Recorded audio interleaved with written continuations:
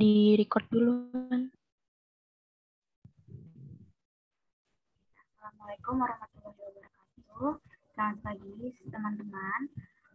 Pada pagi hari ini agenda kita adalah presentasi atau diskusi kelompok besar mengenai modul bagian 1. Sistemnya itu adalah di modul bagian 1 ini ada 3 bagian. Yang pertama berpikir kritis, akan presentasi terlebih dahulu selama 40 menit. Kelompok kecil 1 akan presentasi dan kelompok 2 dan 3 itu akan menanggapi atau menambahkan. Selanjutnya presentasi kelompok 2 kecil itu membahas tentang pengkajian. Sistemnya sama kayak yang berpikir kritis selama 40 menit juga. Setelah pengkajian ada pembahasan tentang head to toe. Untuk pertama akan langsung dimulai dengan berpikir kritis terlebih dahulu ya.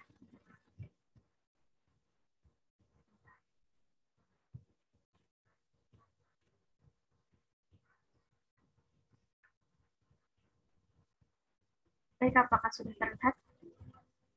Sudah terlihat, Dinda. Untuk pembahasan yang berpikir kritis dengan kasus perawat Ani yang sedang bertugas shift siang berkeliling untuk melakukan observasi pada pasien. Saat melakukan observasi di kamar 502, ia melihat makan siang pasien Budi belum dimakan sama sekali. Pasien mengatakan bahwa ia merasa mual dan ingin muntah, dan ia meminta obat untuk menghilangkan rasa mual pada perawat Ani. Sebenarnya perawat Ani ingin membantu, tetapi ia tidak bisa melakukan itu tanpa perintah atau resep dokter. Sedangkan dokter tidak berada di tempat. Untuk pembahasan bisa dilanjutkan oleh Hadal.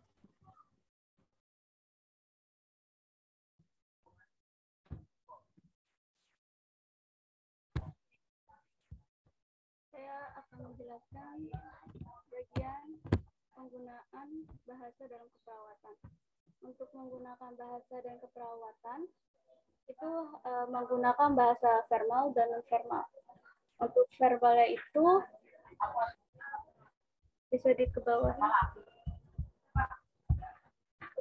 Untuk verbalnya itu kayak sebelumnya mohon maaf Pak, dikarenakan dokter yang mengenai Bapak sedang tidak ada. Saya tidak berani untuk memberikan obat ke Bapak dikarenakan bukan wewenangnya saya untuk memberikan obat tanpa resep dari dokter.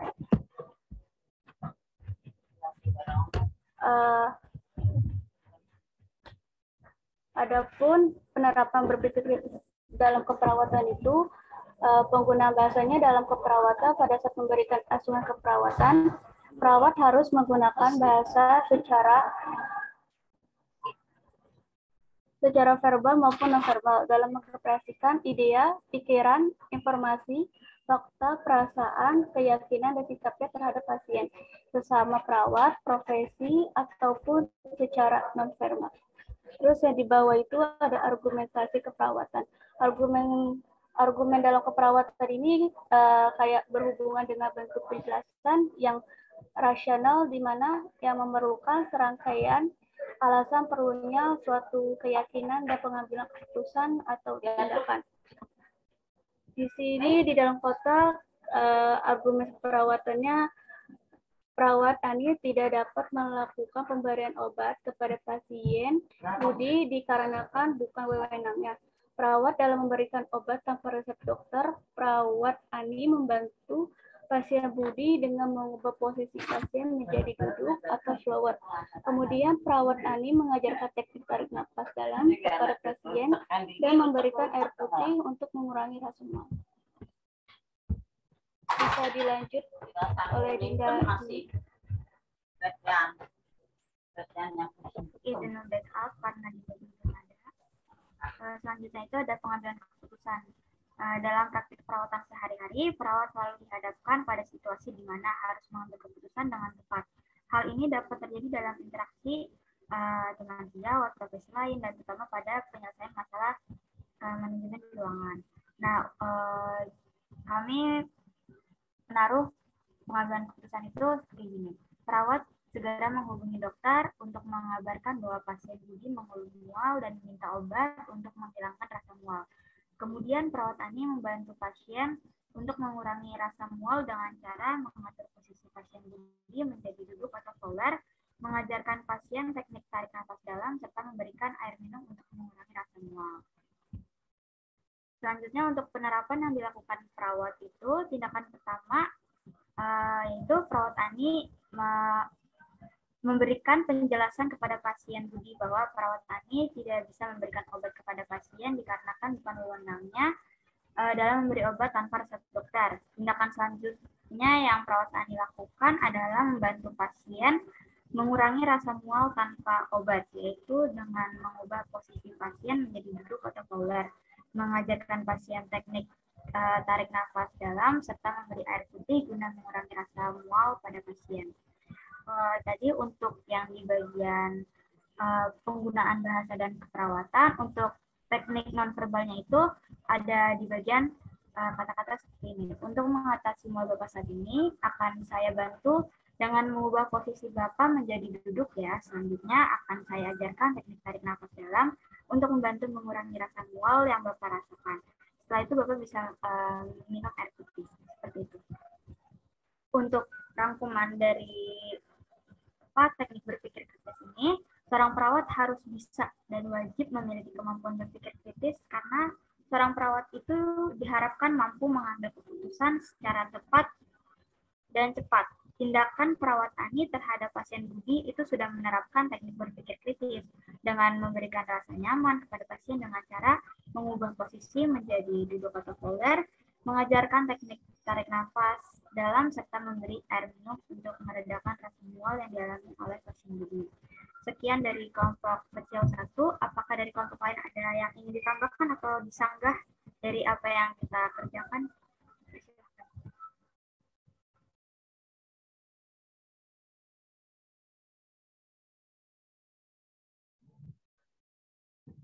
Baik, izin Adinda, saya dari kelompok 3.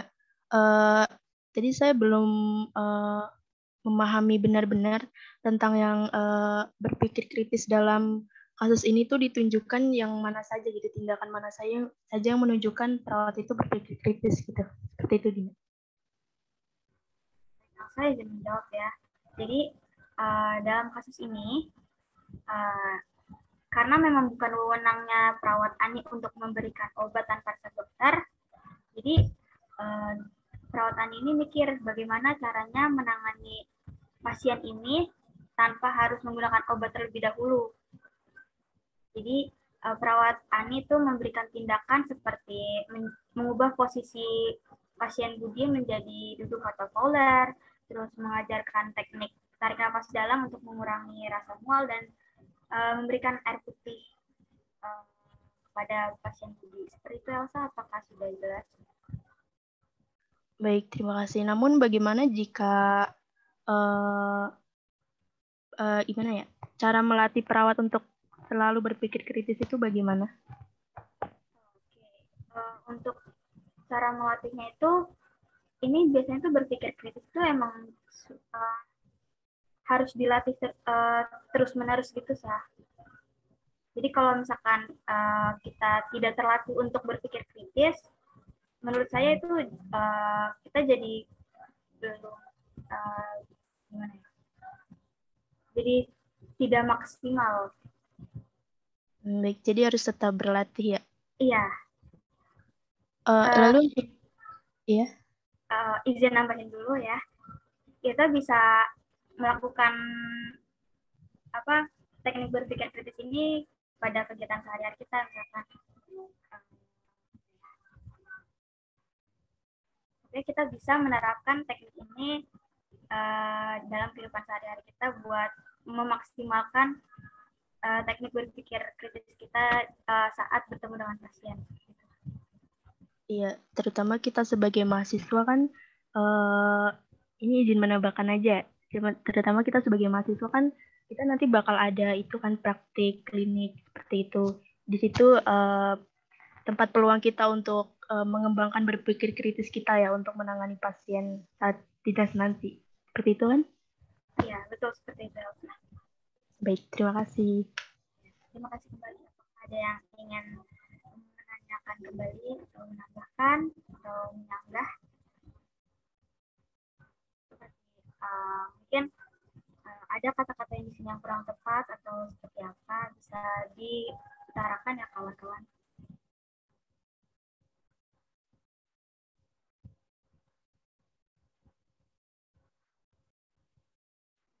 Gue mau nambahin boleh nggak sih? Izin menambahkan boleh nggak sih?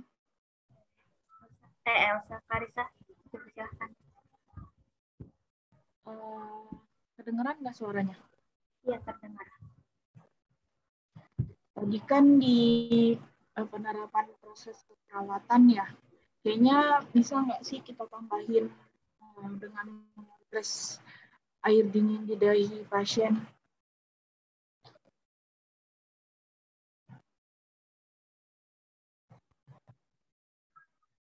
Maaf, Karisa, bisa diulang kembali? Tadi suaranya agak mengecil. Kan tadi Pak Budi merasakan mual kan ya? Dengeran nggak? Iya, betul.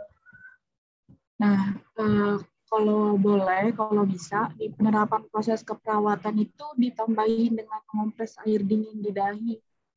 Karena teknik kompres di air dingin di dahi itu dapat meredakan mual pada si pasien. Jadi, nggak hanya yang tadi dibacakan aja, mungkin bisa ditambahkan air dingin. Terus, penggunaan bahasa dalam keperawatannya, contohnya juga terapeutik verbal kan ya, komunikasi terapeutik verbal. Mungkin contoh komunikasinya bisa ditambahkan, baik selanjutnya saya akan mengompres dahi Bapak dengan air dingin untuk meredakan rasa mual. Jika kompres sudah terasa biasa saja, Bapak bisa memencet bel untuk memanggil perawat agar mengganti kompres. Jadi teknik kompres air dingin di dahi itu sepertinya cukup efektif untuk menghilangkan mual sambil menunggu dokter yang menangani Pak Budi datang. Terima kasih. Karisa, nanti bisa kita tambahkan di bagian sininya ya. Ya, Elsa, apakah ingin? Iya, ada yang ingin saya utarakan. Tadi Clarissa mengatakan bahwa kompresnya di dahi dengan air dingin. Bukankah kalau kompres di dahi dengan air dingin itu untuk mengurangi suhu? Nah, untuk mengurangi rasa mual itu, bukankah mengopres air hangat di bagian perut? Seperti itu?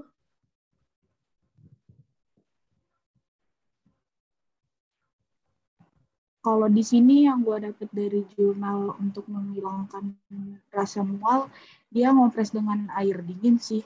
Cuman mungkin nanti bisa dicari tahu lagi. Oh, udah ada penelitiannya ya? Iya. Baik-baik. Terima kasih Elsa dan Karisa atas penambahannya. Nanti akan kelompok kami revisi kembali. Baik, selanjutnya apakah ada yang ingin menambahkan kembali? Ya, izin masuk, Mut. Dipersilakan. Ya, mungkin sedikit tambahan ya dari di bagian penggunaan bahasa. Mungkin bisa ditambahin kayak komunikasi terapeutika ya kepada pasien tuh biar mungkin komunikasinya itu terjaga dan membuat kenyamanan terlebih dahulu pada pasien. Mungkin itu aja. Baik, terima kasih Dimas atas tambahannya dan penambahannya. Apakah ada lagi teman-teman?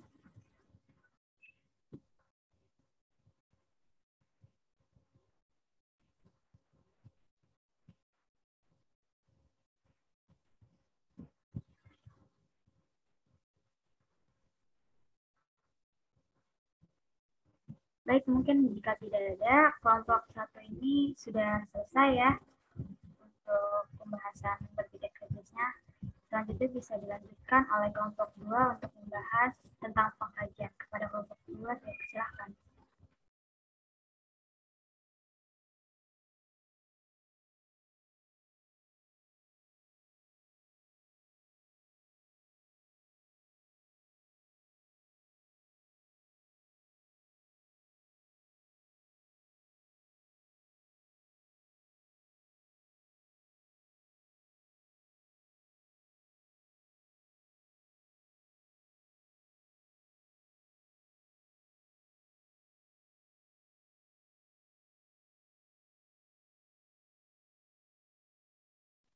Kelompok 2 siapa yang share screen?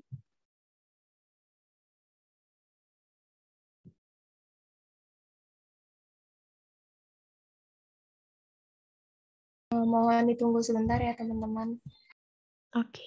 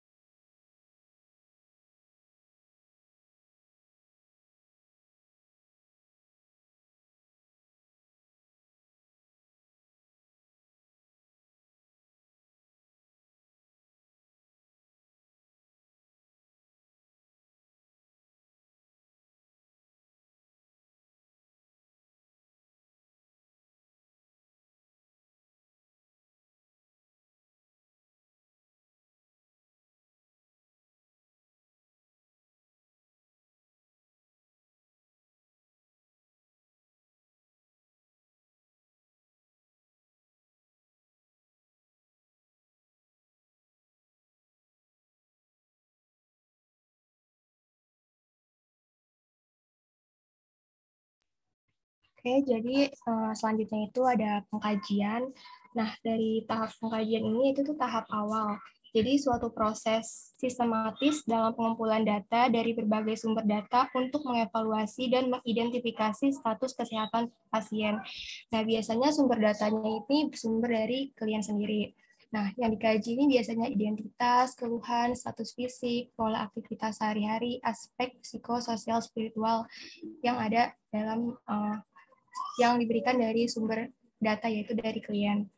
Kemudian untuk jenis datanya itu ada subjektif sama objektif. Kalau misalkan subjektif itu sumber data yang didapatkan dari pasien sendiri, kemudian untuk data objektifnya itu merupakan data yang didapat dari hasil observasi dan pengukuran yang dilakukan oleh tenaga kesehatan. Kemudian ada sumber-sumber data yang dikaji, yaitu dari sumber data primer, sekunder, dan tersier. Langsung aja untuk kasus satu ini, seorang perempuan umur 28 tahun dirawat di ruang penyakit dalam keadaan lemah, terpasang infus di tangan kanan, terpasang selang kateterisasi urin, kulit badan tampak lengket dan berminyak, rambut berminyak dan tidak rapi, dan gigi kotor. Pasien menyatakan sudah 2 hari tidak mandi, hanya dilap saja dan tidak menggunakan sabun. Pasien merasa malu dengan badan dan mulutnya yang berbau. Pasien juga mengeluhkan daerah genitalianya yang terasa gatal. Suhu pasien 30 derajat Celcius, nadi pasien 84 kali per menit, pernapasan pasien 18 kali per menit, tekanan darahnya 120 per 80 mmHg. Pasien belum dapat melakukan mobilisasi dikarenakan keadaannya yang masih lemah. Selanjutnya. Kemudian ada data dasar, yang pertama itu ada identitas pasien. Nama pasiennya itu Nyonya P, umur pasiennya 28 tahun, jenis kelaminnya perempuan, agama pasien Islam, kemudian ada riwayat penyakit sekarang, yang pertama itu mobilisasi gerak,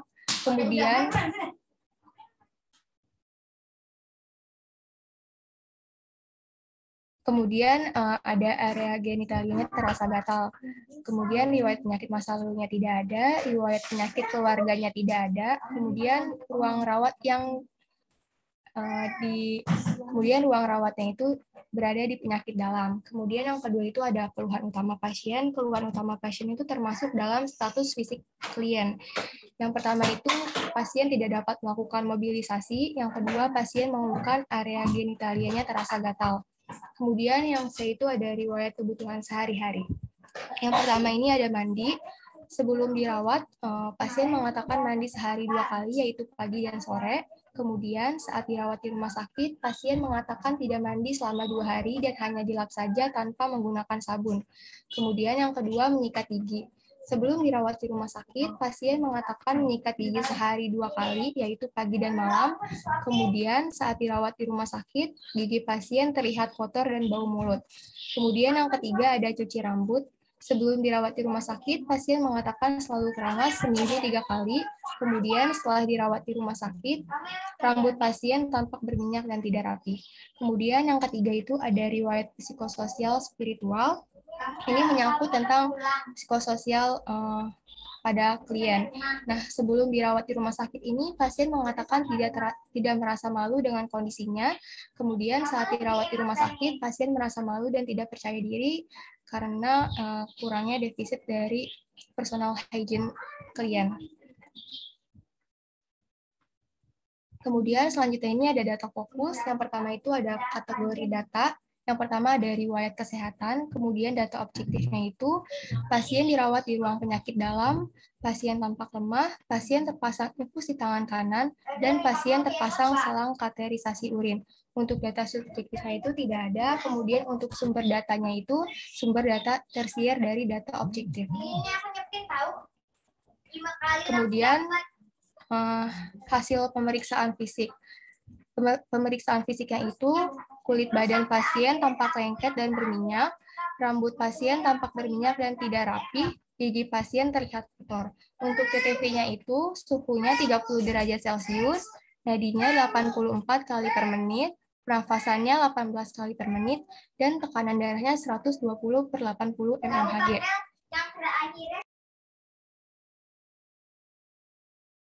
Kemudian untuk data subjektifnya itu, pasien mengatakan belum dapat melakukan mobilisasi karena keadaannya yang lemah. Pasien mengatakan sudah 2 hari tidak mandi, hanya dilap saja tanpa menggunakan sabun. Pasien merasa malu karena badan dan mulutnya bau. Dan yang terakhir, pasien mengeluh area genitalianya terasa gatal. Kemudian untuk sumber datanya itu, sumber data objektifnya itu tersier, dan sumber data dari subjektifnya itu primer. Untuk hasil pemeriksaan penunjangnya itu tidak ada karena pasien dalam kasus tersebut belum melakukan pemeriksaan lebih lanjut seperti seperti pemeriksaan urin, darah, dan EKG. Selanjutnya bisa dilanjut untuk kasus 2.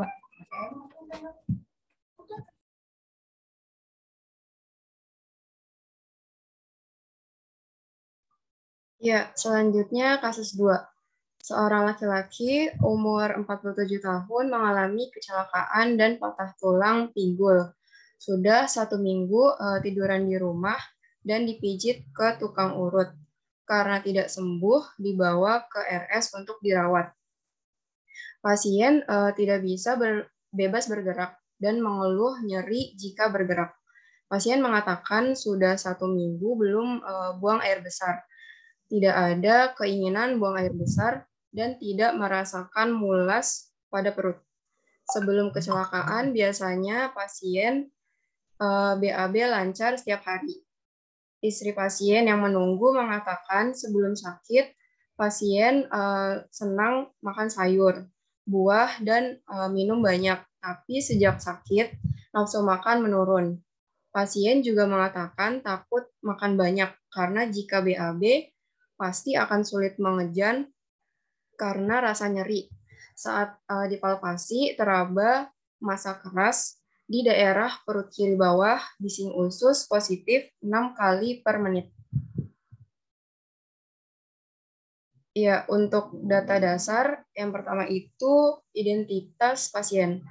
Nama pasien Tuan L, umur 47 tahun, jenis kelamin laki-laki, agama Islam, riwayat penyakit sekarang patah tulang pinggul. Untuk keluhan utama pasien, yang pertama itu patah tulang pinggul, yang kedua tidak ada rasa ingin buang air besar selama seminggu. Selanjutnya riwayat kebutuhan sehari-hari. Yang pertama ini untuk pola eliminasi BAB, yaitu proses pengeluaran sisa makanan melalui buang air besar. Sebelum dirawat di RS, pasien mengatakan sudah 1 minggu belum buang air besar. Tidak ada keinginan buang air besar dan tidak merasa mulas pada perut. Saat dirawat di rumah sakit, pasien mengatakan takut makan banyak karena jika buang air besar pasti akan sulit mengejan karena rasa nyeri pada patah tulangnya. Yang kedua ini pola nutrisi. Sebelum dirawat, pasien mengatakan senang makan sayur, buah, serta minum yang banyak. Saat dirawat di rumah sakit, pasien mengatakan sejak sakit itu merasa nafsu makannya menurun. Yang ketiga, pola aktivitas sehari-hari. Sebelum dirawat di rumah sakit, pasien mengatakan mengalami kecelakaan dan patah tulang pinggulnya. Lalu sudah 1 minggu tiduran di rumah dan dipijit ke tukang urut. Nah, saat di rumah sakit, pasien mengatakan tidak bisa bergerak dan mengeluh nyeri jika bergerak. Untuk data fokusnya, yang riwayat kesehatan, data objektifnya yaitu patah tulang pinggul 1 minggu yang lalu. Data subjektifnya, pasien mengatakan tidak bisa bergerak dan mengeluh nyeri jika bergerak. Pasien mengatakan takut makan banyak karena jika BAB pasti akan sulit mengejan karena rasa nyeri. Untuk sumber data subjektif, itu sumber data primer, yang objektifnya sumber data tersier. Selanjutnya, untuk hasil pemeriksaan fisik yang objektif, itu saat palpasi teraba massa keras di daerah perut kiri bawah, bising usus positif 6 kali per menit. Untuk hasil pemeriksaan fisik yang subjektif, pasien mengatakan sudah 1 minggu belum buang air besar, tidak ada keinginan buang air besar, dan tidak merasakan mulas pada perut. Lalu istrinya yang menunggu juga mengatakan sebelum sakit pasien senang makan sayuran, buah-buahan, dan minum air yang banyak. Tetapi sejak sakit nafsu makan pasien menurun. Lalu sumber data objektif yaitu berdasarkan data primer, sedangkan subjektif dari sumber data sekunder.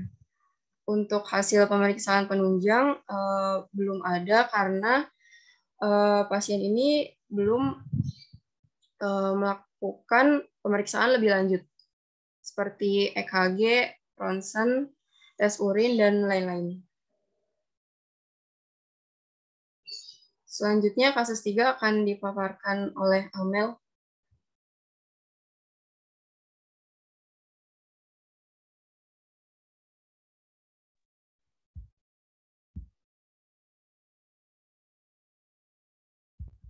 Selanjutnya, kasus 3 ada seorang perempuan usia 48 tahun, sudah menikah dan mempunyai 2 orang anak, dirawat di ruang syaraf karena mengalami kelumpuhan pada anggota gerak, yaitu kedua kaki. Saat ini pasien mengeluh badan pegal karena sulit bergerak, kurang nafsu makan, dan minum juga sedikit. Pasien mengatakan sudah 5 hari tidak bisa buang air besar dan merasakan perutnya tidak enak, pegal, mual, dan kembung. Anak pasien mengatakan sebelum sakit, pasien biasa buang air besar 2 hari sekali dan tidak mengalami kesulitan untuk buang air besar. Pasien mengatakan ingin buang air besar di kamar mandi, merasa risih jika BAB dibuang air besar di tempat tidur. Pada saat dilakukan pemeriksaan fisik, teraba massa keras pada perut bagian kiri bawah, yaitu bising usus positif 8 kali per menit, tanda-tanda vitalnya 103 tanda-tanda vitalnya atau tekanan darahnya yaitu 130/90 mmHg, nadinya 82 kali per menit, pernapasannya 20 kali per menit, dan suhunya yaitu 37,5 derajat Celcius. Bisa di next. Ya, selanjutnya berdasarkan data dasarnya yaitu identitas pasien, ada nama pasiennya Nyonya X, umurnya 48 tahun, jenis kelaminnya perempuan, agamanya Katolik, riwayat penyakit sekarangnya yaitu kelumpuhan pada anggota gerak yaitu kedua kaki dan tidak bisa buang air besar. Riwayat penyakit masa lalu tidak ada, riwayat penyakit keluarga juga tidak ada, dirawat di ruang penyakit di ruang syaraf. Yang B-nya itu ada riwayat kebutuhan sehari-hari, yaitu pola eliminasi BAB. Sebelum dirawat itu anak pasien mengatakan bahwa sebelum pasien biasa buang air besar 2 kali sehari dan tidak pernah mengalami kesulitan saat buang air besar. Saat dirawat di rumah sakit, pasien mengatakan sudah 5 hari tidak bisa buang air besar dan pasien mengatakan perutnya tidak enak, pegal, mual, dan kembung. Dan pasien juga mengatakan ingin buang air besar di kamar mandi karena merasa risih jika buang air besar di tempat tidur. Pola aktivitas sehari-harinya itu sebelum dirawat, pasien mengatakan dapat bergerak bebas, akan tetapi setelah dirawat di rumah sakit, pasien mengatakan sulit bergerak. Selanjutnya ada data fokus.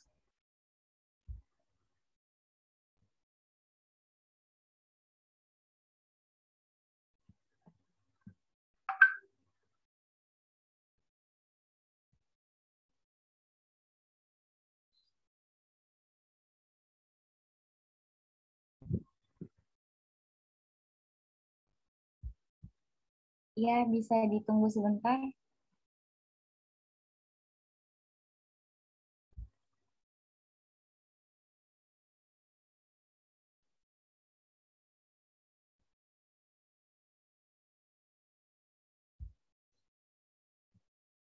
Selanjutnya ada data fokus, riwayat kesehatannya, menurut data objektifnya yaitu pasien mengalami kelumpuhan pada anggota gerak yaitu kedua kaki. Data subjektifnya itu pasien mengatakan sudah 5 hari tidak buang air besar dan merasakan perutnya tidak enak, pegal, mual, dan kembung.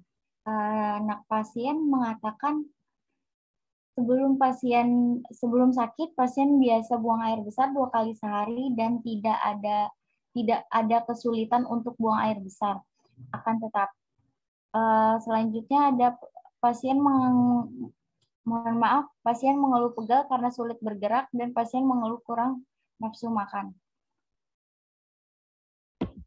Di sini sumber datanya itu yang objektif itu berdasarkan sumber data tersier dan subjektifnya itu berdasarkan sumber data sekunder. Hasil pemeriksaannya yaitu palpasi perut bagian kiri bawah atau bising usus positif yaitu 8 kali per menit dan tanda-tanda vitalnya tekanan darahnya yaitu 130/90 mmHg, nadinya 82 kali per menit dan suhunya 37,5 derajat Celcius. Berdasarkan hasil pemeriksaan, menurut data subjektifnya tidak ada dan sumber datanya berdasarkan hasil pemeriksaan fisik yaitu berdasarkan sumber data tersier. Hasil pemeriksaan penunjangnya tidak ada karena belum ditindak lebih lanjut lagi. Selanjutnya saya kembalikan kepada moderator. Baik, terima kasih pada kelompok pengkajian. Apakah dari kelompok lain ada yang ingin ditambahkan atau mungkin menyanggah? Dipersilahkan. Izin nanggepin Dinja, boleh naik ke atas gak scroll? Iya, dipersilahkan Dea. Di atas hasil pemeriksaan fisik. Ya, yang kata data subjektif kan, data subjektif itu bukannya tampakannya pada individu, maksudnya kayak itu cuman kayak dari kliennya doang yang boleh ngucapin, kayak yang di sini yang data subjektif yang anak pasien mengatakan sebelum sakit pasien biasa buang air besar 2 hari sekali dan tidak pernah mengalami kesulitan untuk buang air besar. Bukannya subjektif itu cuman kayak dari kalimat yang diucapin nama pasiennya. Maaf kalau salah. Ya, izin masuk. Soalnya kalau data subjektif itu bukannya dari wawancara juga ya? Maksudnya bisa dari pihak keluarganya juga. Izin masuk, moderator. Izin menambahkan tadi jawaban Amel udah benar kok. Dia kalau data subjektif itu yang anak pasien mengatakan sebelum dan kalimat seterusnya itu udah benar masuk data subjektif. Soalnya kan data subjektif itu data yang kita dapat cuma emang belum dibuktikan gitu loh, baru bisa dapat dari katanya pasien atau kata orang terdekat pasien. Seperti itu bisa masuk data subjektif. Kalau objektif itu yang benar-benar kita lihat dan udah ada pemeriksaannya gitu. Jadi udah benar-benar terbukti itu baru objektif. Seperti itu dia. Izin masuk moderator. Mungkin udah benar apa yang dibilang sama Amel dan Elsa. Mungkin yang kurang ini di sumber data. Jadi sumber datanya ini ditambahin mungkin sumber data sekunder yang diperoleh dari orang tua, suami, atau istri, atau teman pasien, dan istilahnya dari kerabat pasien. Terima kasih.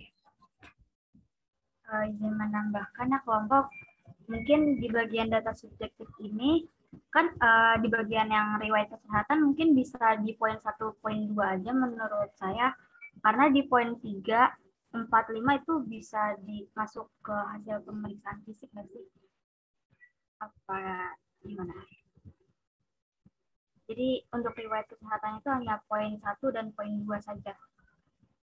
Sedangkan poin 3, 4, 5 itu masuk ke hasil pemeriksaan fisik. Apa gimana mungkin? Izin masuk, Dinda. Kalau misalnya masukin ke hasil pemeriksaan fisik itu sepertinya kurang tepat, soalnya yang poin 3, 4, 5 yang dimaksud itu pasien mengatakan ingin buang air besar dan seperti itu kan Dinda yang itu? Iya, betul. Iya, itu udah benar sepertinya masuk di data subjektif, soalnya itu emang keluhan dari pasiennya sendiri. Kalau hasil pemeriksaannya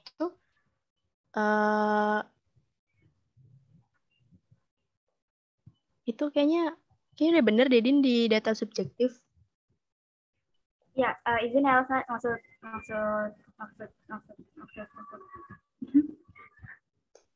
Maksudnya itu mungkin dipindahin gitu loh data subjektifnya, bukan di bagian riwayat kesehatan, tapi data dimasukin ke data subjektif di bagian yang hasil pemeriksaan fisik. Iya, ya izin masuk, Dinda. Ya, kalau menurut pandangan saya sama Elsa, kalau buat poin 3, 4, 5 itu kurang tepat ya kalau dimasukin di hasil pemeriksaan. Karena kan kalau hasil pemeriksaan fisik itu kayak harus sesuai, kayak kita juga observasi juga, terus kita juga diukur kan. Sedangkan di sini nggak ada terkaitnya dengan pemeriksaan fisik gitu. Ini lebih masuknya ke riwayat kesehatannya gitu. Baik, terima kasih. Izin bertanya juga, untuk di kasus kan tadi yang saya lihat di data dasar itu bahwa ada agamanya ya. Itu kalau misalkan di kasus tidak ada, apakah perlu ditulis?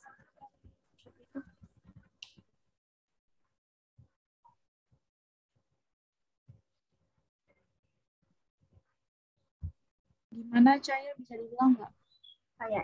Kan tadi di data dasar itu kelompok menuliskan ada agama ya, ada agama Islam dan Katolik. Sedangkan di kasusnya itu tidak ada, tidak menyebutkan agama. Apakah itu ditulis juga di data dasar atau tidak perlu? Kayaknya nggak perlu deh, soalnya kan nggak ada di kasus. Kita tahu dari mana ada Islam sama Katolik kalau nggak ada. Mau menambahkan juga boleh nggak? Dipersilakan Kak Risa. Ya. Yang diperdebatkan Elsa dan Amel tadi. Yang di mana itu riwayat kesehatan.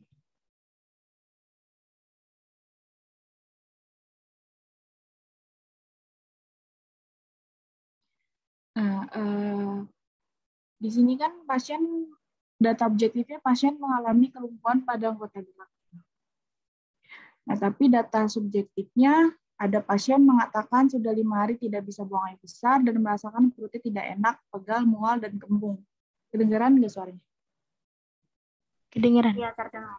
Nah, mungkin di bagian poin 1 data subjektif ini bisa ke hasil pemeriksaan nggak? Bawaan dikit.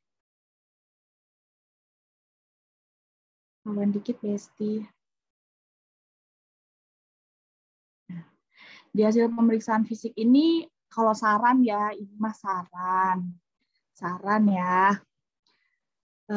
Ditambahin data objektifnya itu ditambahin teraba massa keras pada perut bagian kiri bawah. Nah, baru ini kan data si subjektifnya kan nggak ada nih. Jadi kayak nggak enak aja gitu. Maksudnya nggak enak apa sih? Sedangkan di sini ada data objektifnya, tapi nggak ada data subjektifnya. Mungkin yang bisa ditambahin teraba massa keras pada perut bagian kiri bawah itu di data objektif, atau ini nih palpasi perut bagian kiri bawah ini dipisah sama bising usus positif. Jadi jadi 2 poin ini si yang poin pertama. Terus di sebelahnya ditambahin baru poin 1 tadi, karena kita palpasi nih di bagian kiri bawah terus teraba keras. Nah, itu ditambahin pasien mengatakan sudah 5 hari tidak bisa buang air besar dan merasakan perutnya tidak enak. Terus yang bising usus positif ini kan tadi dijadiin poin 2 kan. Itu data subjektifnya mungkin bisa ditambahin pasien mengeluh pegal, mual, dan kembung.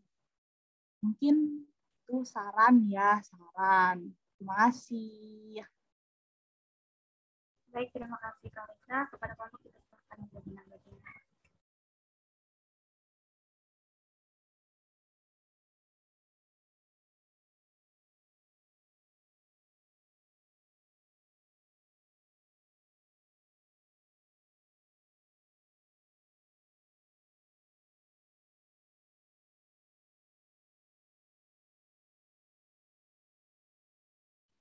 Izin kelompok mungkin dari yang Clarissa sebutkan, saya setuju dengan menambahkan itu di bagian yang palpasi itu bisa ditulis data subjektifnya yang di bising usus itu pasien bisa di data subjektifnya pasien bisa mengatakan bahwa perutnya terasa kembung gitu. Kita tambahin di data subjektifnya yang hasil pemeriksaan fisik.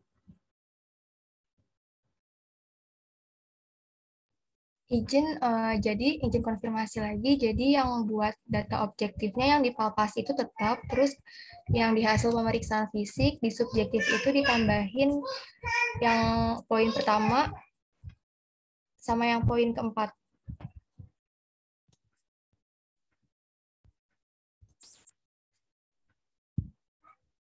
Izin kelompok mungkin ditambahinnya di bagian yang kembung aja kali ya. Pasien mengatakan perutnya kembung seperti itu.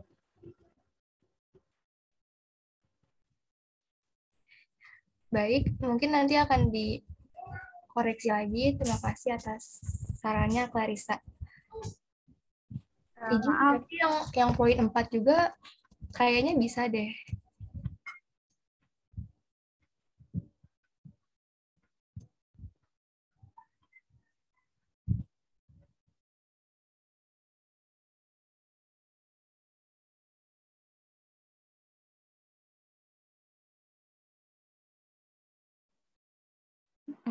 Izin masuk yang ini yang ngedit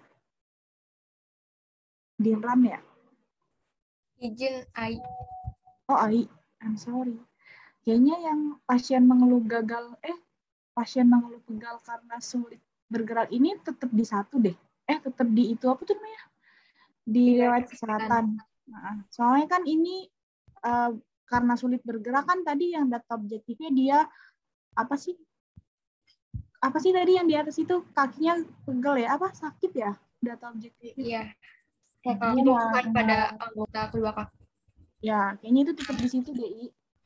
Ini yang izin masuk ya, berarti yang diubah yang dimasukin di data subjektifnya yang ini doang kan, yang merasakan perutnya tidak enak, pegal dan mual dan kembung. Iya, itu. Perut kan bisa pegel juga kan, pegel itu bukan pegel kaki, pegel perut. Aduh gimana ya? Gitu deh. Iya, paham. Kayak kram gitu. Iya. Terus boleh nggak sih izin menambahkan ya? Ini menambahkan ya, guys. Jadi kan itu kan ada tersier, terus ada primer sama sekunder kan. Nah kan mungkin yang ditanyain sama Dea itu bukannya sekunder itu dari pasiennya doang gitu kan. Sedangkan dari pasien itu kan kita wawancara anamnesa dulu kan, wawancara dulu gitu kan. Nah mungkin bisa ditambahin bener yang kata siapa ya? Kata Elsa deh kalau nggak salah, ditambahin misalnya apa kata Amel ya? Mungkin ditambahin premier, terus dalam kurung berasal dari pasien. Ya, terus sekunder juga dalam kurung berasal dari anak Nyonya A. Terus yang tersier juga dalam kurung berasal dari pemeriksaan fisik oleh perawat. Jadi kayak jelas gitu loh. kayak lebih jelas ini objektifnya tuh dari mana. Oh, dari ini, terus sumber tersier itu dari mana? Oh, berasal dari pemeriksaan fisik oleh perawat. Mungkin bisa seperti itu, Bunda-bunda. Terima kasih. Baik, Clarissa, makasih. Mungkin nanti akan direvisi kembali sama kelompok. Terima kasih atas saran dan masukannya. Izin masuk, moderator. Iya, dipersilakan apa? Ya, dari tadi tuh saya kepikiran di bagian masih hasil pemeriksaan fisik yang tadi yang banyak pendapatnya pindah-pindah sini situ. Tapi bukannya kalau pemeriksaan fisik itu datanya udah pasti objektif ya? Emang ada data pemeriksaan fisik subjektif? Kan udah terbukti, benar-benar terbukti diperiksa gitu. Berarti udah jelas. Berarti masuknya ke objektif doang dong, data subjektif si pemeriksaan fisik nggak ada. Seperti itu. Apa gimana? Izin masuk, Elsa, mungkin setelah dipikirin lagi tuh si pasien ini mengeluhkan ini. Kemudian setelah di hasil pemeriksaannya tuh baru keluar data objektifnya. Mungkin seperti itu. Baik, jadi yang hasil pemeriksaan fisik yang subjektif yang ini, pasien mengatakan sudah 5 hari. Seperti itu. Izin jawab, iya Elsa. Izin masuk ya, mungkin pasien mengatakan sudah 5 hari tidak bisa buang air besar, kan ini yang dikasih tahu kan dari pasien ya. Mungkin ini riwayat penyakitnya ya, kalau pendapat gua. Iya Coba, benar. coba, ini kan riwayat dari penyakit dan penyakit apa? Pasien ini mengatakan. Jadi ini tuh menurut gue ini di bagian atas bagian atas saja deh. Ini kan pasien yang mengatakan. Data ini kan dari riwayat sebelum pasien ini apa mengalami penyakit, mungkin itu sih.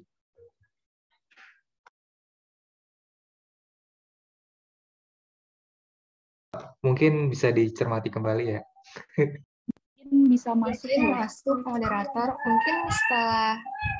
Mungkin masuknya itu ke pemeriksaan objektifnya itu mengeluhkan pada bagian abdomen. Jadi kan ini tentang bagian abdomen gitu. Jadi hasil pemeriksaan fisik pada abdomen, kemudian pasien itu mengeluhkan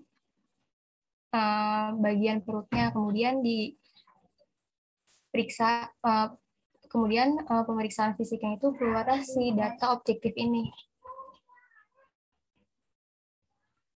Izin kelompok, mungkin kata-kata yang ini bisa diganti jadi kayak pasien mengatakan perutnya tidak enak, pegal, mual, dan kembung. Mungkin bisa di situ aja kali ya DS-nya. Untuk yang sudah 5 hari tidak bisa buang air besar itu kayaknya lebih masuk ke riwayat menurut saya. Iya, bisa. Iya, Dinda Cahya. Maaf, kelompok izin menambahkan juga di bagian data dasar yang kasus 3, boleh? Bisa diskon? Ya, di bagian riwayat kebutuhan sehari-hari, mungkin bisa ditambahkan di bagian nutrisi ya, karena kan di kasus tadi pasien itu nafsu makannya berkurang. Mungkin bisa ditambahkan.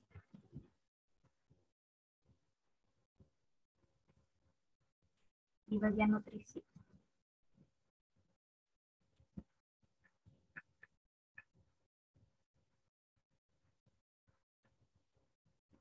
Izin masuk, Mut. Ya, silakan. Sebenarnya gue kurang maaf Mut. Kurang paham mengenai ini riwayat kebutuhan sehari-hari ya. Misalnya kayak sebelum dirawat itu anak pasien mengatakan kayak gitu kan. Sedangkan pada kasus ini kan anak ini kan tidak mengatakan bahwa data yang sebenarnya sebelum sakit ini. Gimana cara menentukan adanya data yang sebelum dirawat ini? Mungkin itu aja sih kurang pahamnya di sini. Terima kasih. Baik, saya coba izin menjawab ya, Mas. Mungkin di riwayat kebutuhan sehari-hari ini kita bisa melihat dari hierarki Maslow. Kan ada yang fisiologis, gitu kan.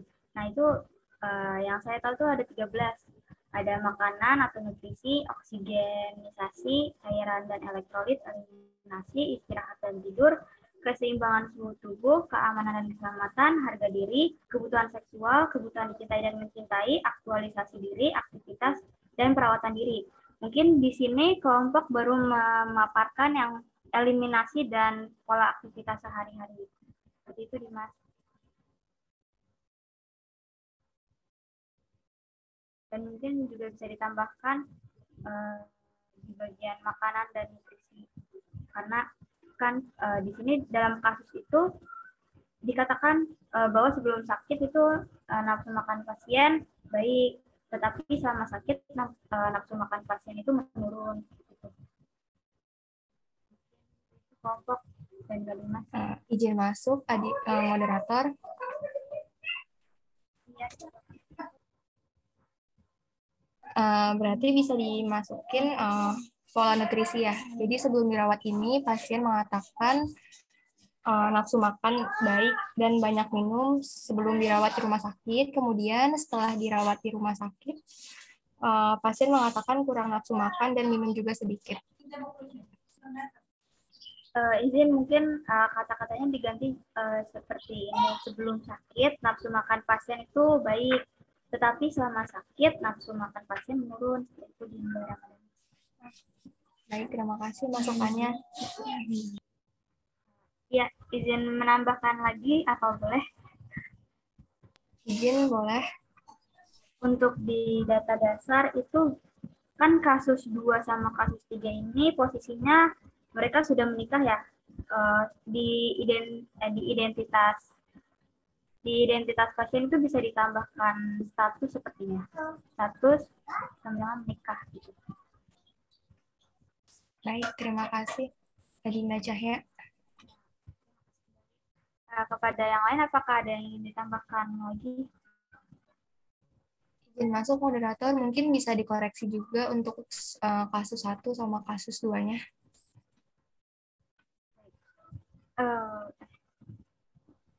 Sebelumnya mau nambahin lagi dong. Ya, Moderator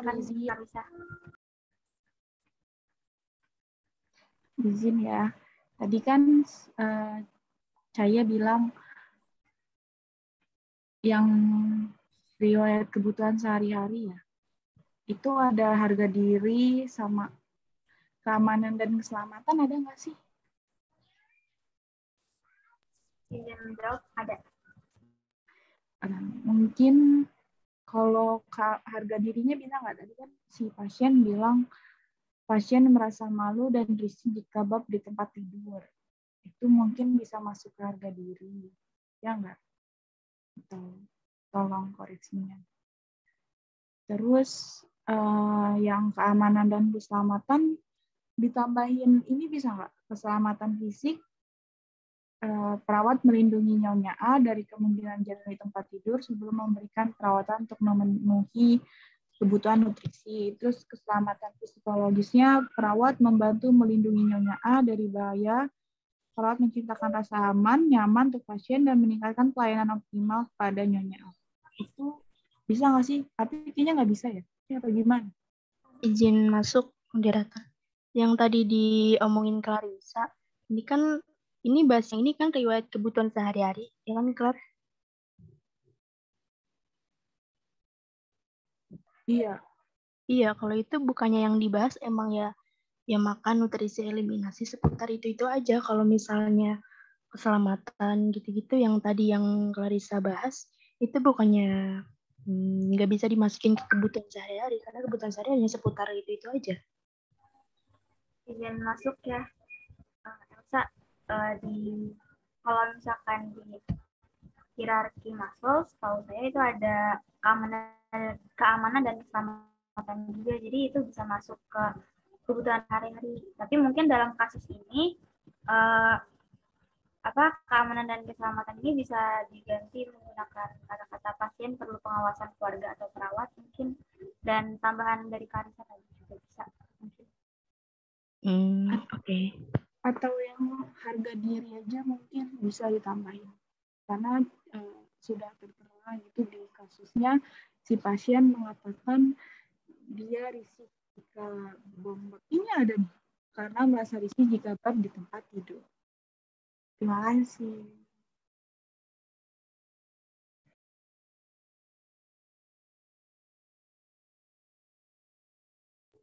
Izin masuk, tapi menurut saya itu kurang karena ini kan masuknya ke riwayat. Kalau yang tadi yang udah dijelasin tentang kayak harga diri dan keamanan.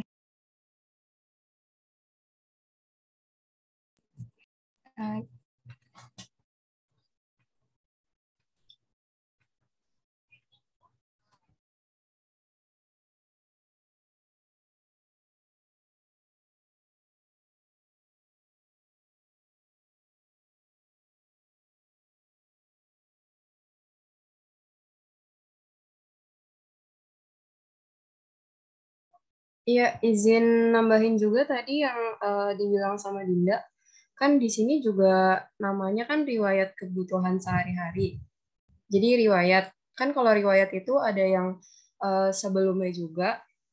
Jadi kayak di sini sebelum dirawat di rumah sakit sama pas dirawat di rumah sakit. Jadi untuk yang keselamatan gitu-gitu, itu kan sebelum dirawatnya juga di kasus nggak terlalu dijelasin gitu. Terima kasih.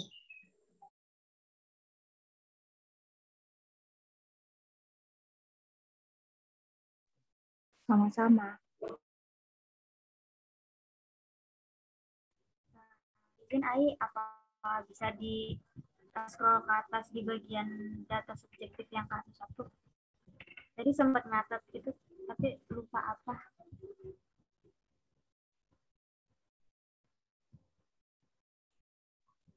Kasus 1 ya, Cai? Iya, betul. Kasus 1.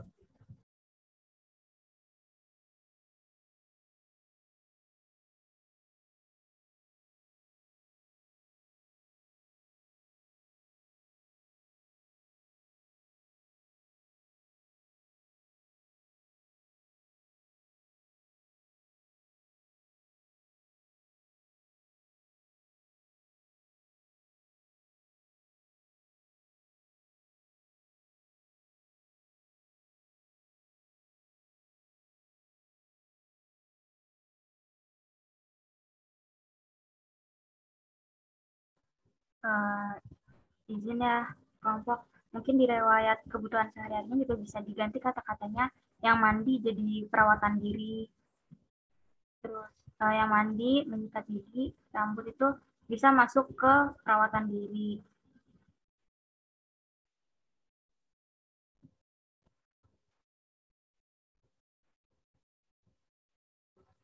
Terus untuk itu bisa ditambahkan yang aktivitas. Aktivitas itu bisa tambahkan pasien memerlukan bantuan perawat dalam melakukan aktivitas dikarenakan pasien merasakan tubuhnya lemas, mungkin bisa seperti itu.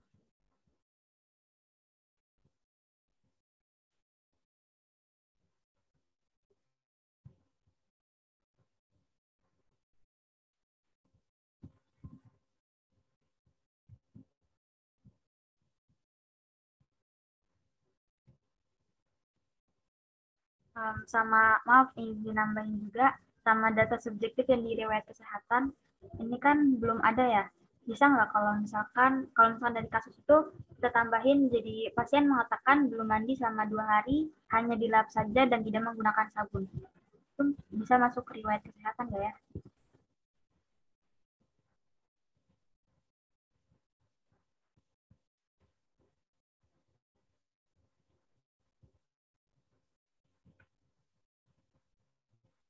Izin masuk Adina Cahya, tapi menurut saya itu kurang masuk ke riwayat kesehatan karena itu kan udah masuk ke pemeriksaan fisik, ke data subjektif pemeriksaan fisik.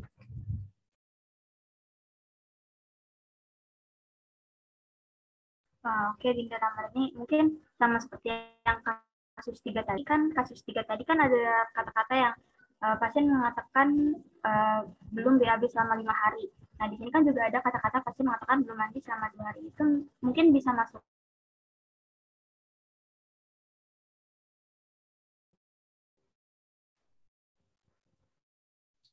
Izin mungkin maksudnya dikurangin ya kata-kata pasien mengatakan sudah 2 hari tidak mandi. Jadi pasien mengatakan tidak mandi hanya dilap saja tanpa menggunakan sabun.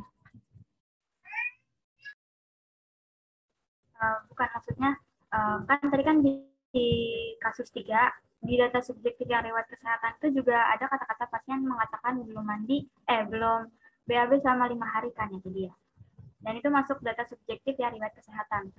Apakah kalau misalkan di kasus 1 ini bisa juga masuk yang pasien mengatakan belum mandi selama 2 hari? Seperti itu. Izin masuk mood. Kayaknya iya deh bisa begitu. Soalnya di sini pasien mengatakan depannya, di kasusnya juga pasien mengatakan. Iya, harusnya masuknya di riwayat kesehatan, bukan di hasil pemeriksaan fisik nggak sih? Ya, mungkin yang itu bisa dipindahin ke data subjektif riwayat kesehatan yang dibilangin saya tadi. Baik, terima kasih. Mungkin akan diganti. Iya, izin menambahkan juga mungkin yang bawahnya juga boleh. Yang poin ketiganya pasien mengeluh area genitalia gatal.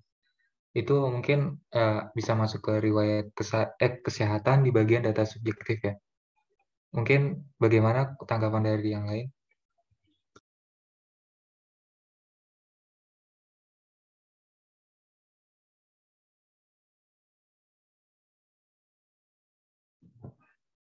Ya mungkin bisa Dimas diterima tanggapannya. Izin bisa Dimas. Izin bisa Dimas.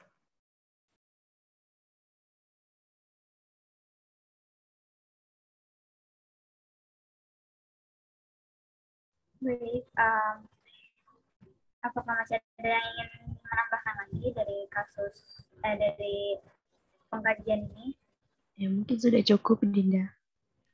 Izin masuk Mod. Bisa silakan Dimas. Scroll ke atas nggak? Nah, ini kan sumber datanya nggak bawa aja. Data fokus. Oke, sumber data ini kan ngejelasin objektif doang ya. Mungkin bisa ditambahin sama subjektifnya, nanti mungkin tak lupa.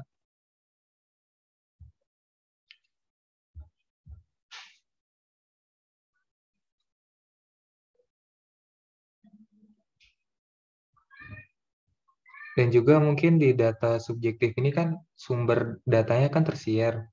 Bisa ditambahkan dengan primer, di mana primer ini kan pasien terpasang selang kateter urin dan terpasang infus, mungkin itu sih.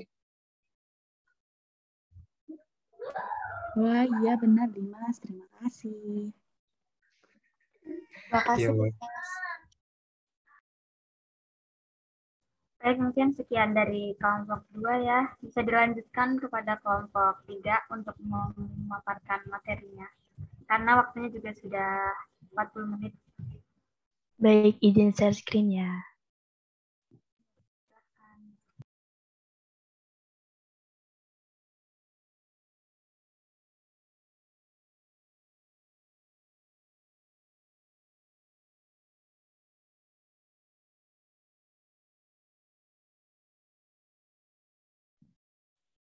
Apakah sudah terlihat, teman-teman? Ya, sudah Elsa. Baik.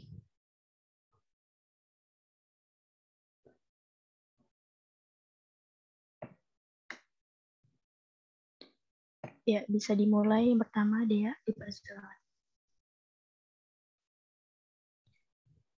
Kasus pertama, seorang laki-laki berumur 43 tahun dengan nomor rekaman di 00011 beragama Islam belum menikah, pekerjaan pegawai swasta, pendidikan terakhir SMA, dan bertempat tinggal di Jatiwarna, Pondok Melati, Bekasi. Sumber informasi dari pasien, keluarga, dan status rekam medik. Pasien masuk RSUD Bekasi pada tanggal 20 Januari 2021. Keluhan utama pasien saat dilakukan pengajian tanggal 21 Januari 2021, nyeri di daerah perut kuadran kanan atas dan di belakang tengah. Faktor pencetus berubah posisi dan melakukan aktivitas sedang seperti berjalan, karakteristik jadi panas dengan skala nyeri 8, intensitas 30 menit, timbul keluhan mendadak. Jadi semakin berat bila pasien beraktivitas sedang seperti berjalan dan berkurang saat pasien tiduran dengan posisi miring dan setelah diberikan obat paracetamol 2 kali 500 mg via oral, pasien mual, tidak selera makan, perut terasa begah, berat badan turun 2 kilo, makan habis hanya setengah porsi, dan pasien mengatakan minum dalam sehari kurang lebih 1,5 liter. Hasil pemeriksaan fisik didapatkan data, keadaan umumnya sedang, kesadarannya kompos mentis, pasien meringis sambil memegang bagian yang nyeri perut kanan atas. Tekanan darah 100/70 mHg, nadinya 128 kali per menit, pernapasan 22 kali per menit, suhu 36,3 Celcius. Berat badan saat ini 63 kilo, berat badan sebelum sakitnya 60 kg, tinggi badan 165 cm, dan makanan yang disajikan habis hanya setengah porsi, lingkar lengan 24 cm, lingkar perut 90 cm, konjungtivanya anemis, warna kulit pucat, akral dingin, dan sklera ikterik. Pemeriksaan inspeksi permukaan abdomen terdapat asites, auskultasinya peristaltiknya positif, bising usus 8 kali per menit, palpasinya perut kembung, nyeri tekan dirasakan pada kuadran kanan atas, terdapat pembesaran hepar atau hiperteraba. Perkusinya lunas pada daerah. Pemeriksaan penunjang tanggal 21 Januari 2019, hemoglobinnya menurun 7,8 g/dl, hemaktoritnya menurun 27%, leukosit juga menurun 2,7 ribu per ul, trombositnya 155.000, eritrositnya menurun 3,40 juta, dan pemeriksaan ronsen toraks, kesan kor dan pulmo dalam batas normal. Terapi obat tanggal 21 Januari 2019, cefotaxime antibiotik 3 kali 1 gram, dan melalui via dan omeprazolnya 2 kali 40 mg, dan sukalfarta 2 kali 500 mg, paracetamol 2 kali 500 mg, dan vitamin K 2 kali 10 mg, dan tanggal 22 Januari 2021, furosemid 1 kali 40 mg.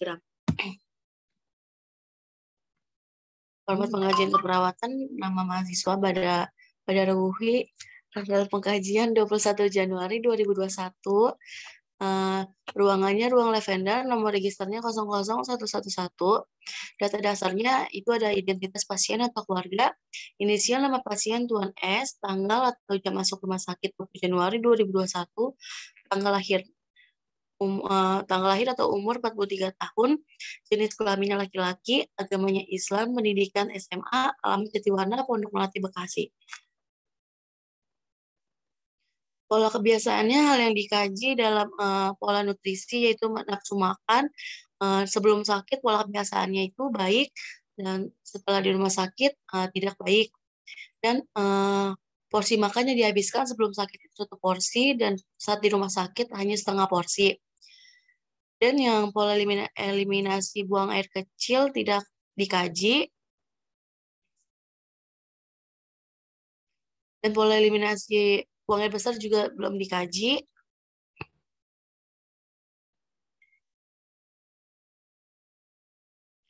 Dan pola personal hygiene juga belum. Pola istirahat dan tidur juga belum dikaji. Pola aktivitas dan latihannya yaitu ada keluhan dalam beraktivitas. Sebelum di rumah sakit, pasien mengatakan tidak memiliki keluhan saat beraktivitas. Saat masuk rumah sakit, pasien mengatakan merasakan nyeri apabila melakukan aktivitas sedang seperti berjalan. Dan kebiasaan yang mempengaruhi kesehatannya tidak dikaji. Next.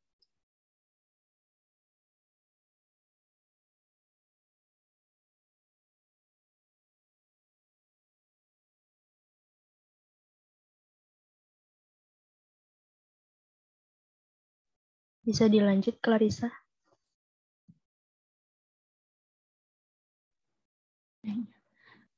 Kemudian ada pemeriksaan fisik. Yang pertama ada pengukuran berat badan, tinggi badan, dan lebar badan. Tinggi badan 165 cm, berat badan 60 kg saat ini, 60 kg sebelum sakit. Lingkar perut 90 cm, lingkar bisa digeser, lingkar lengan 24 cm. Terus kemudian ada keadaan umumnya kesadarannya kosmetis, status gizinya gizi berlebih, 23,1, kepalanya nggak dikaji, rambut tidak dikaji, matanya konjungtiva anemis sklera ikterik, hidung tidak dikaji, kemudian yang dikaji ada abdomen, terdapat asites peristialtik yang bertambah, bising usus 8 kali per menit, perut kembung, nyeri tekan dirasakan pada kuadran kanan atas, terdapat pembesaran hepar atau hepar teraba, dullness pada daerah kanan atas, timpani pada kuadran yang lain. Kemudian ada pernafasan 22 kali per menit, kulit tanpa pucat, kemudian ekstremitas akral dingin.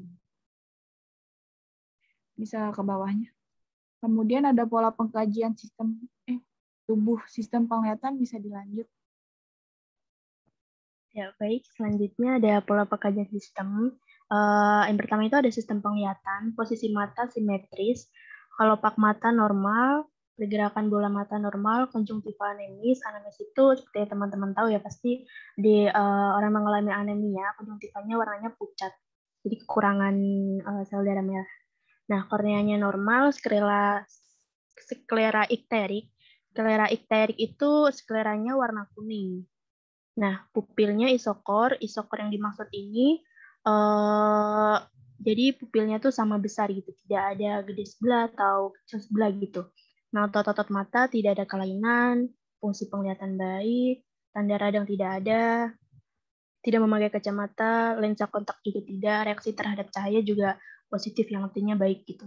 Nah, daun telinga juga normal, karakteristik serumen ini kotoran telinga, yaitu khas warna serumen normal pada umumnya, yaitu kuning, cair, kondisi telinga normal, cairan telinga tidak ada, perasaan penuh di telinga juga tidak, tinnitus juga tidak.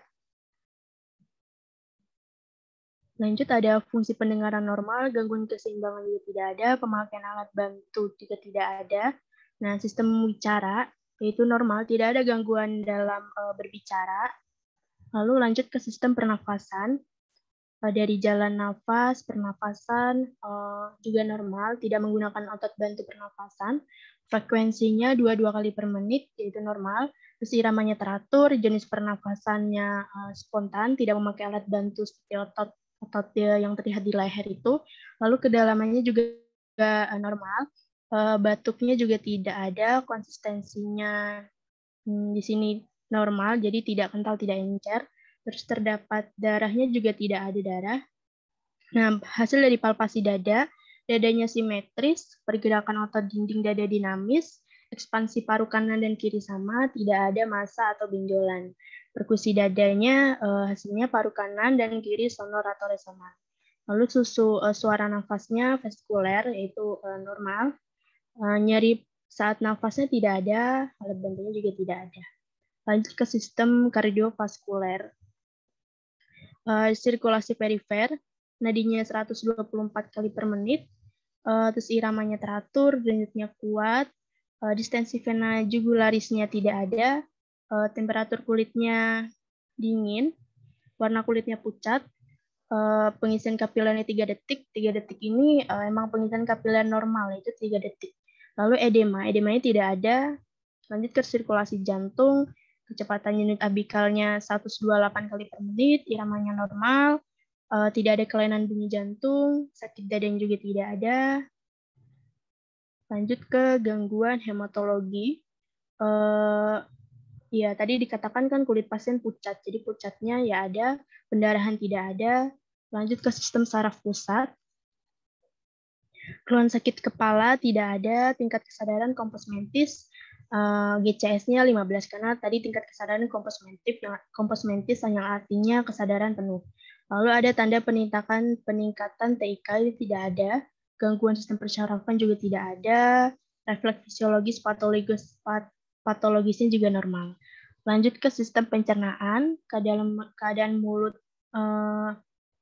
normal, jadi penggunaan gigi palsu tidak ada, stomatis, lidah kotor juga tidak, saliva juga normal, tidak ada muntah, ya frekuensinya tidak ada, jumlahnya juga tidak ada. Nyeri, lanjut ke nyeri daerah perut. Tadi mengatakan ada nyeri daerah perut. Ya, jadi ada nyeri, skala nyeri dikatakan pasien 8. Inspeksinya permukaan abdomen asites. Lalu auskultasinya terdapat gerakan peristaltik bising usus 8 kali per menit. Palpasinya nyeri tekan ada, terdapat pembesaran. Nah, perkusinya dulnus pada daerah kanan atas, timpani pada kuadran yang lain. Lokasi nyerinya panas, karakteristiknya tadi pasien mengatakan karakteristik nyerinya itu panas seperti terbakar.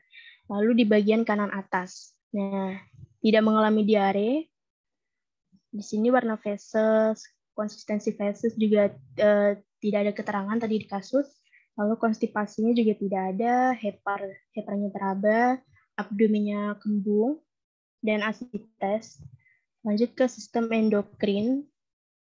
Perbesaran kelenjar tiroidnya tidak ada, nafas baunya juga tidak, luka gangrennya juga tidak ada. Lanjut ke sistem urogenital. Nah, urogenital ini perubahan pola kemih tidak ada. Pokoknya di sini semua normal. Lanjut ke sistem integumen. Tidak ada turgor kulit, temperaturnya 36,3 derajat. Tadi keterangan dengan akar dingin, warna kulitnya pucat, keadaan kulit baik, dan kelainan kulit juga tidak ada. Lanjut ke sistem muskuloskeletal. Kesulitan dalam pergerakan tidak ada, kesulitan dalam pergerakan ya ada tadi karena perutnya sakit. Sakit pada tulang atau sendi kulit tidak ada, fraktur tidak ada, lokasinya tidak ada. Lanjut ke kondisi keadaan tonus otot, yaitu baik. Bisa dilanjutkan data fokus, Dimas.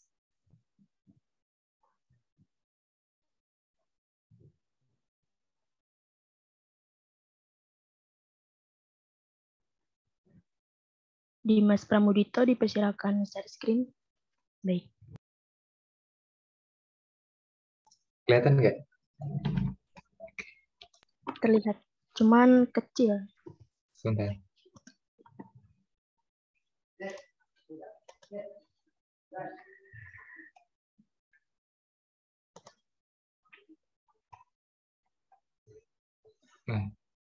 Nah, data fokusnya itu pada riwayat kesehatan ini, yang pertama data objektifnya itu pasien berjenis kelamin laki-laki, usia pasien 43 tahun.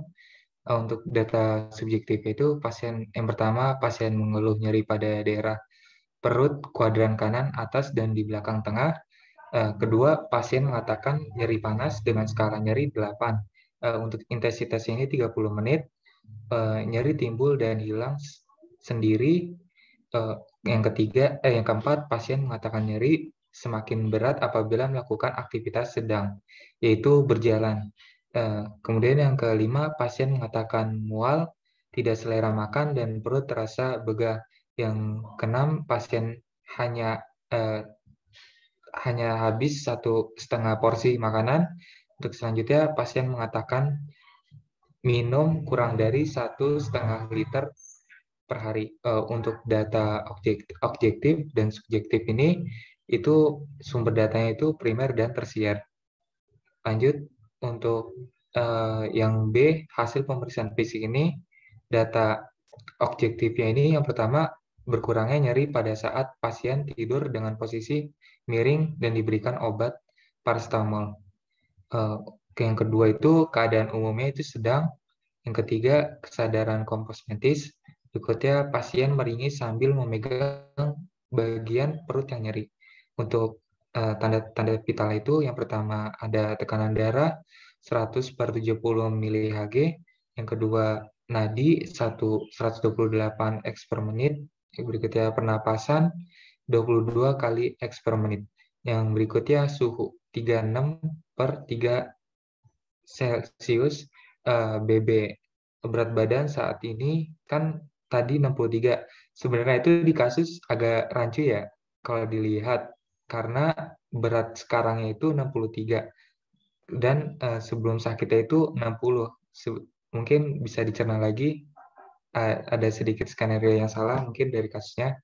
Untuk BB sebelum sakit ini 60, makanan habis setengah porsi, lingkar lengan 24 cm, terus lingkar perut 90 cm, konjungtiva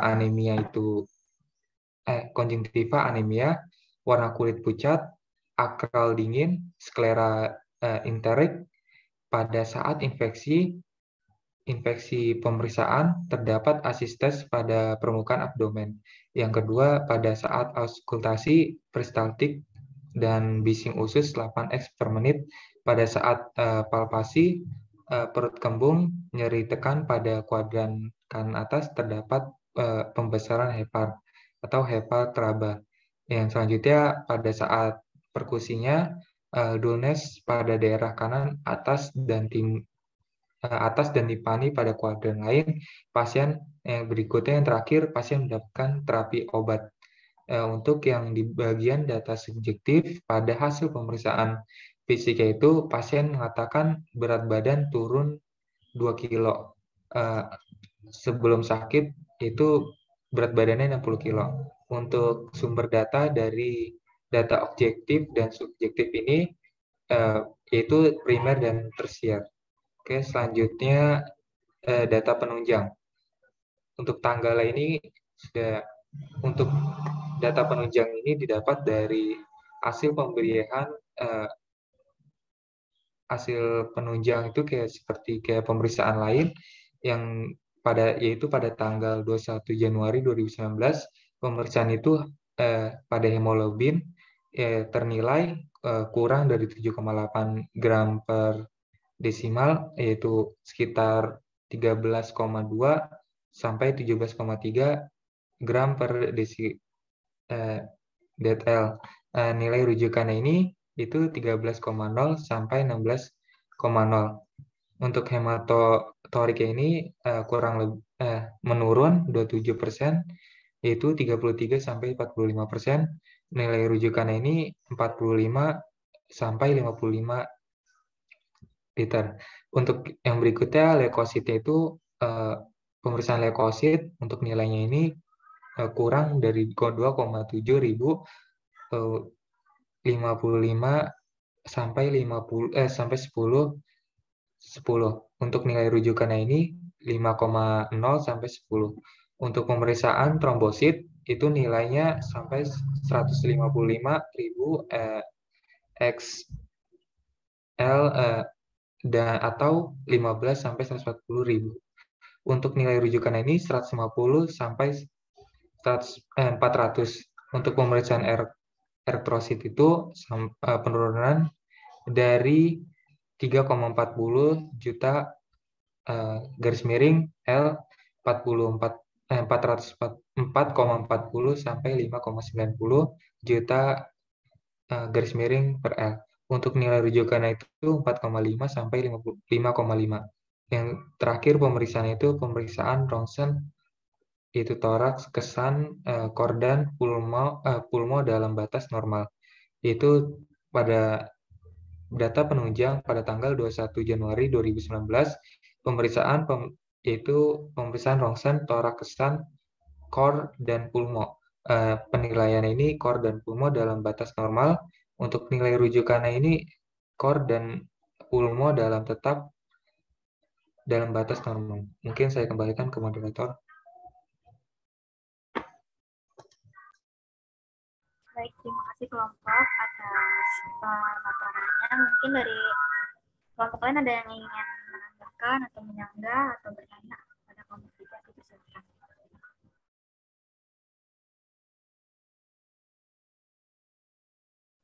Ya, maaf, izin kelompok mungkin di bagian yang sistem muskuloskeletal tadi sempat nyatet tapi lupa apa, bisa di share screen lagi nggak? Yang tadi Elsa paparkan. Oke, tunggu bentar ya.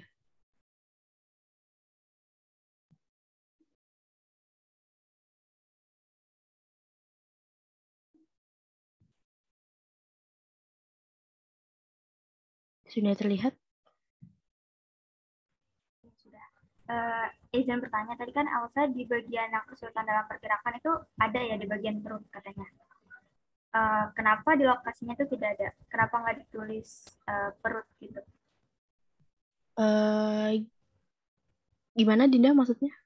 Ya, tadi kan Elsa mengatakan yang di kesulitan dalam pergerakan yang poin A, itu kan ada. Terus tadi Elsa mengatakan bahwa kesulitan dalam pergerakan di bagian perut ya. Tahu sedangkan saya tadi. Nah, lokasinya itu kenapa tidak ada? Kenapa nggak perut? Iya, ini sepertinya salah ya. Muskuloskeletal itu kan hubungannya dengan gerakan tulang, otot seperti itu. Sepertinya itu kalau pergerakan kesulitan dalam pergerakan itu kaitannya dengan mobilisasi. Jadi tidak ada ini harusnya. Sepertinya ini salah. Bisa diperbaiki.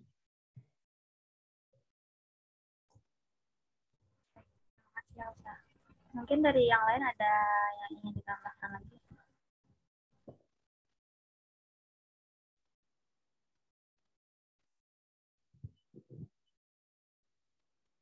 Ini tanda checklist di keyboard mana ya? Copy aja. Oh iya.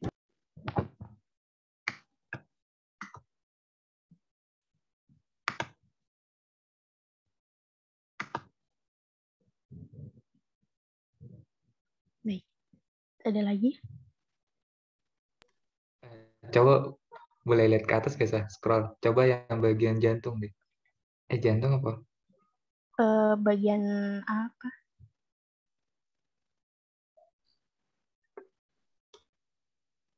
Ini jantung kardiovaskuler. Ya, kardiovaskuler sama atasnya kecepatan denyutnya itu dapetnya dari mana ya yang nadinya?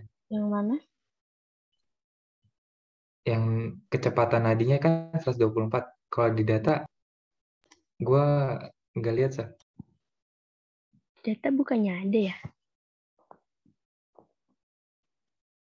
Bentar ya.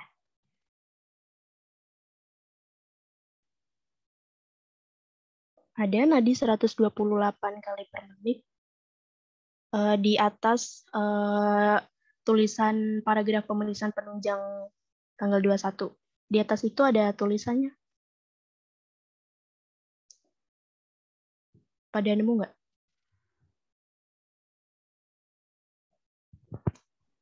Nemu Elsa.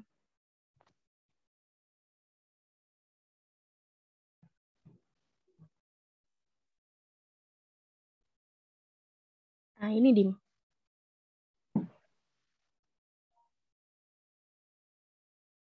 Coba bisa scroll ke bawah pelan-pelan. Di bagian mana? Enggak, dari atas ke bawah aja pelan-pelan. Iya.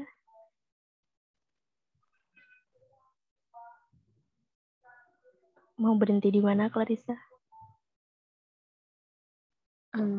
Coba bawa lagi.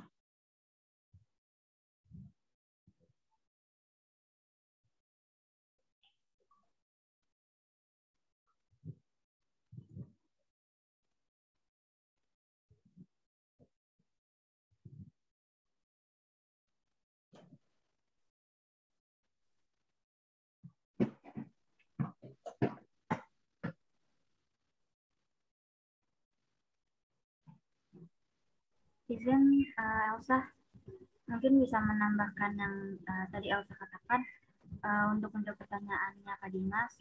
Untuk yang apa namanya nadi sama yang denyut nadi apikal ya tadi ya? Iya. Setahu saya kalau misalkan dari pelajaran itu nadi apikal sama nadi biasa yang ada di tangan itu perifer itu sama. Beda. Sama beda? Sama. Ini kan Berarti kalau misalkan di kasus tadi nadinya kan 128 ya. Ini kenapa 124 ya? Apa ada lagi datanya? Yang tadi Elsa kasih tahu kan 128 tuh bukan 124. iya. Artinya kalau Itu betul. misalkan denyut apikal sama nadi itu samain aja deh 128. Iya udah salah nulis berarti. Udah sama. Ada lagi? Mungkin bisa ke data fokus aja kali ya. Data fokus yang bawah tabel-tabel tadi ya? Kayaknya ini udah semua. Ini tadi data fokusnya pakai punya Dimas. Mungkin ada yang beda soalnya tadi Dimas minta share screen sendiri. Kalau mulai data fokus bisa di share screen Dimas.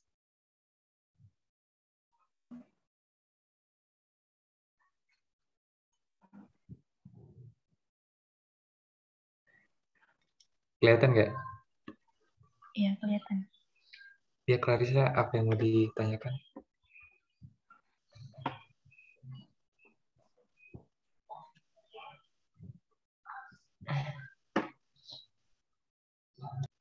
Kayaknya yang pasien berjenis kelamin laki-laki usia pasien 40 tahun nggak perlu nggak sih data objektif?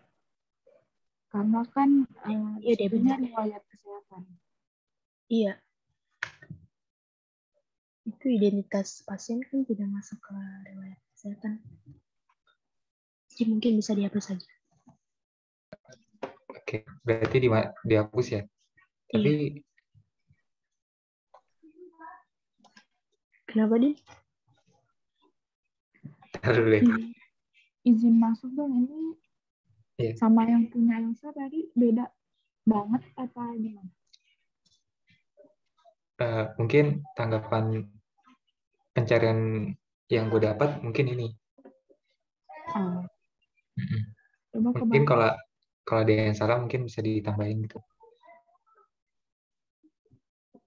What? Ada lagi?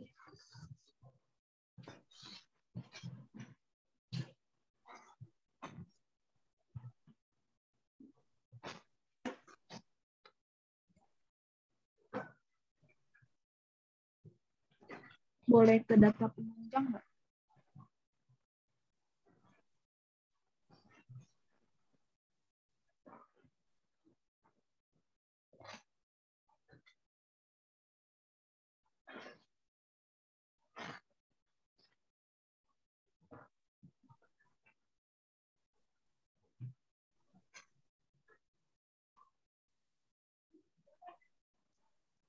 Di bagian mana, Klar?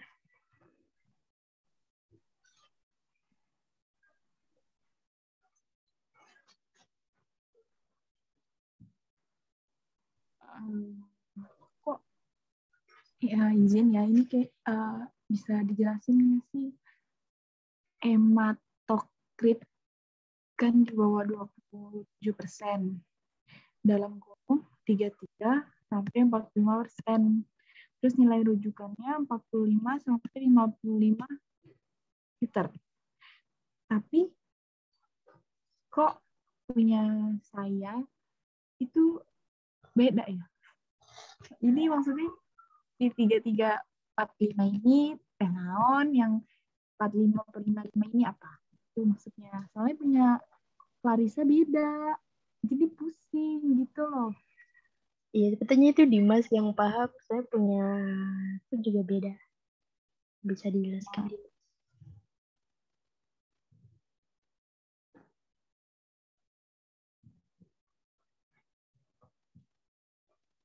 Ya, izin masuk mungkin dari yang gue dapat dari nilai ini, kan di bagian sininya itu bagian normal. Nah, untuk hemologi ini kan di bawah. Jadi untuk nilai ini nilai yang tidak normal dibagi hasil pemeriksaannya. Dan untuk yang ini juga menurun, di mana hasil ini merupakan tidak normal. Mungkin yang di bagian dalam kurung ini saya tambahkan untuk yang normal. Ya, terus kalau punya Clarissa kan itu contohnya hematokrit kan 27%. Nah, 2,7%. Apa sih? 27%. Nah, nilai rujukannya itu kalau punya Clarissa tuh dia yang di dalam kurungnya Dimas. Jadi yang di dalam kurungnya Dimas ini nilai rujukannya Clarissa. Nah, nilai rujukannya Dimas itu nggak ada di Clarissa. Jadi Clarissa tuh bingung nilai rujukan itu kenapa bisa beda sama nilai normal. Iya. Sedangkan nilai rujukan itu kan harusnya nilai normal. Dimas, tolong dong ya. Terima kasih Dimas.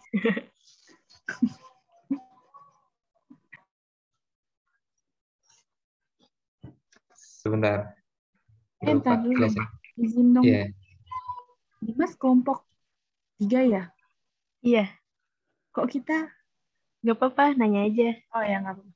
Maaf ya Dimas, Beda pendapat. Lupa Dimas.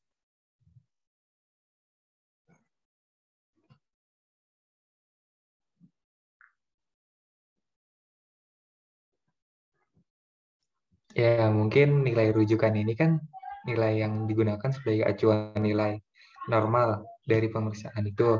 Jadi mungkin kalau nilai rujukan ini belum pasti gitu yang gue cari. Jadi nilai rujukan ini bisa sampai 13,0. Tapi kan ini untuk di data kasusnya ini kan untuk hasil pemeriksaannya kan belum dikasih ya. Jadi untuk nilai rujukan ini nilai sebagai acuan aja nilai normal dari pemeriksaan.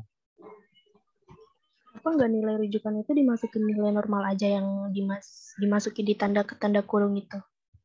Yang ini? Iya, kenapa nggak dipindah situ aja? Izin masuk Dimas.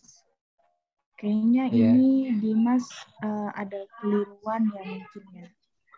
Jadi soalnya nih kalau yang dilihat ya, kan ini nilai normal kan 33 sampai 45% kan.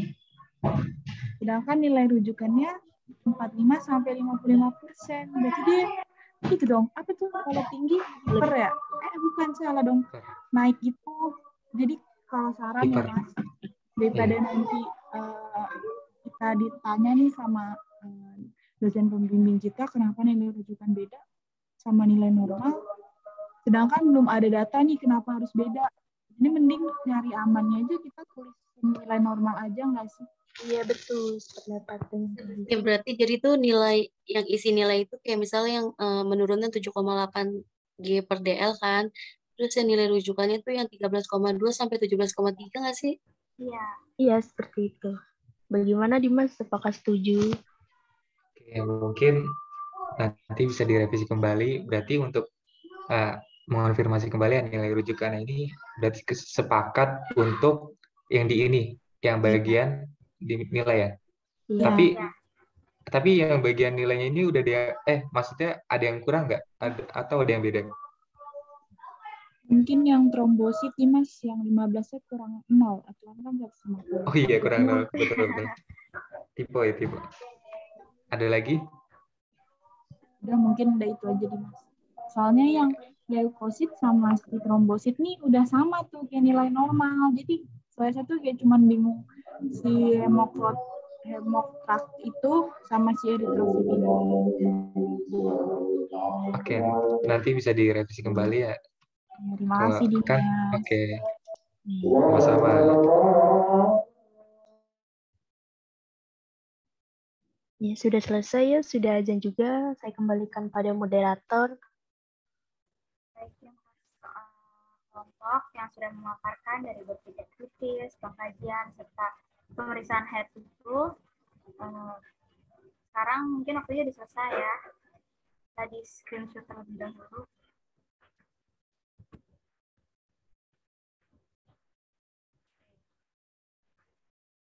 Kak Dimas, kepalanya. Screenshot dulu ya. Mungkin sekian dari kami. Kurang lebihnya mohon maaf. Wassalamualaikum warahmatullahi wabarakatuh. Izin mengingatkan kembali, nanti jam 1 bisa dilanjutkan dengan diskusi kelompok kecil untuk pembahasan diagnosa dan perencanaan keperawatan ya.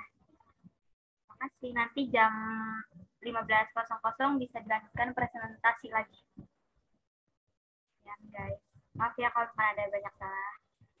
Oke, terima kasih Caya dan teman-teman yang saya cintai. Ayo bisa di stop, siapa yang record bisa di stop share, bisa di stop record ya.